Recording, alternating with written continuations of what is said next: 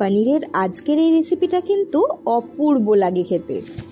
রেসিপিটা একদম ইউনিক আর অসাধারণ স্বাদের। যাদের ডায়াবেটিস রয়েছে তারাও কিন্তু চেটে পুটে খেতে পারবে। চলো তাহলে দেরি না করে ঝটপট রান্নাটা শুরু করি।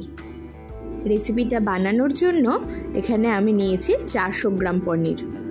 পনিরটাকে একটু ডুমো ডুমো করে কেটে নেব।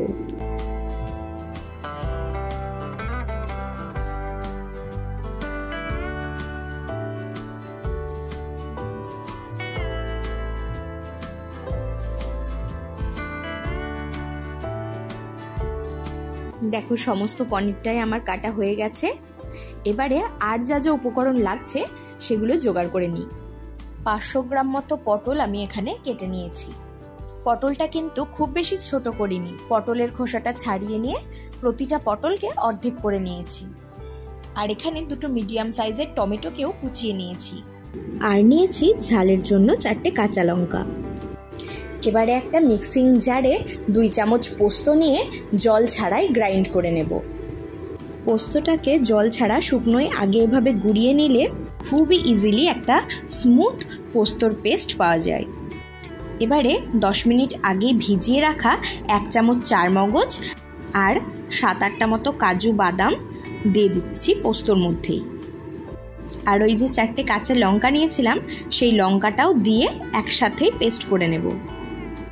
দেখো কাজু বাদাম আর পোস্তর একটা স্মুথ পেস্ট কিন্তু বানিয়ে নিয়েছি। এবারে রান্নাটা শুরু করব। প্রথমেই ওভেনে একটা কড়াই চাপিয়ে বেশ অনেকটা পরিমাণ রিফাইন অয়েল ঢেলে দিচ্ছি পনিরগুলো ভেজে নেওয়ার জন্য।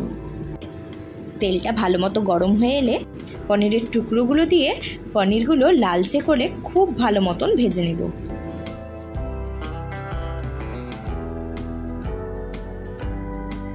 আর পনিরগুলো ভাজা হয়ে গেলে একটা পাত্রে জল নিয়ে সেই জলের মধ্যে ভিজিয়ে রাখবো। এতে করে পনিরগুলো খুব সফট থাকে। সমস্ত পনিরগুলো ভেজে তুলে নেওয়ার পরে এবারে ওই তেলের মধ্যেই পটলগুলো দিয়ে খুব ভালো মতন ফ্রাই করব।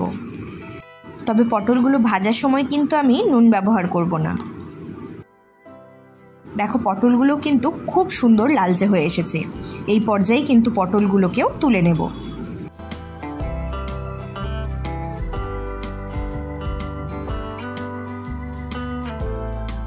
এই পনির আর পটল ভাজা তেলটা কিন্তু এতটা আমার রান্নাতে লাগবে না, সেই কারণে তেলটা বেশ খানিকটা তুলে রাখবো। এবারে এই পনির ভাজা তেলের মধ্যে গোটা গরম মশলা ফোড়ন দিচ্ছি। 3টে ছোট এলাচ, 1 টুকরো দারচিনি আর 3-4টে মতো লবঙ্গ আর 2টো তেজপাতাও দিলাম।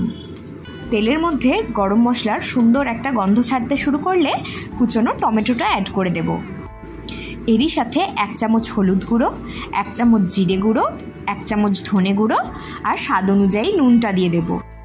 আর নুনের স্বাদটা ব্যালেন্স করার জন্য 1 চামচ চিনিও অ্যাড করে দিলাম। এবারে এই সমস্ত উপকরণ তেলের মধ্যেই খুব ভালো মতন কষিয়ে নেব। 1.5 থেকে 2 মিনিট ঢাকা দিয়ে কুক করলেই দেখবে টমেটোটা একদম গলে গেছে আর কাঁচা মশলাটাও ভালো মতন কুক হয়ে গেছে। এবার এই পর্যায়ে 1 চামচ আদা বাটা অ্যাড করে দিলাম। আদা বাটাটাও মশলার সাথে খুব ভালো মতন কষিয়ে নেব।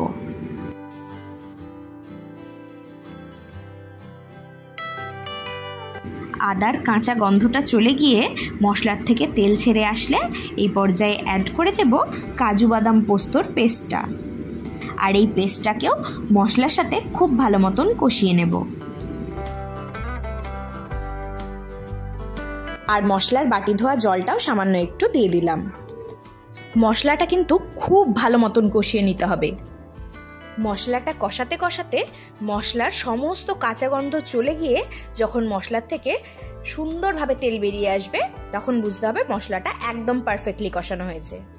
দেখো মশলার থেকে কি সুন্দর তেল ছেড়েছে। মশলাটা আমার কষানো হয়ে গেছে। এবারে অ্যাড করে দেব ভেজে রাখা পটলগুলো আর পটলের সাথেও মশলাটাকে খুব ভালো মতন 2 মিনিট কষিয়ে নেব। খুব ভালো মতন পটলের সাথে মশলাটা মিশিয়ে নেওয়ার পরে অ্যাড করে দেব পনিরটা। পনির ভেজানো জল সহ পনিরটা অ্যাড করে দিচ্ছি। ভালো মতন একবার মিশিয়ে নিয়ে 3 থেকে 4 মিনিট খুব ভালোভাবে ফুটিয়ে নিতে হবে। সব শেষে ওপর থেকে বেশ খানিকটা ঘি আর সামান্য একটু কাসুরি মেথি ওপর থেকে ছড়িয়ে মিশিয়ে নিলেই কিন্তু নিরামিষ পনিরের এই রেসিপি একদম পারফেক্টলি রেডি। তোমরাও কিন্তু চাইলেই এভাবে যে কোনো সময় বানিয়ে নিতে পারো। সত্যি বলছি, আলু ছাড়াও কিন্তু পটল দিয়ে বানানো এই পনিরের রেসিপিটা দুর্দান্ত হয় খেতে। তোমরা বাড়িতে ট্রাই না করলে বুঝতেই পারবে না, তাই অবশ্যই একবার এইভাবে বানিয়ে ফেলো। আর এইরকম রেসিপি আরও দেখতে চাইলে অবশ্যই কিন্তু কমেন্টে জানিও। ভিডিওটা ভালো লাগলে লাইক করতে ভুলো না। আবার কথা হবে নেক্সট দিন অন্য কোনো রেসিপি নিয়ে। আজ তাহলে আসি, টাটা।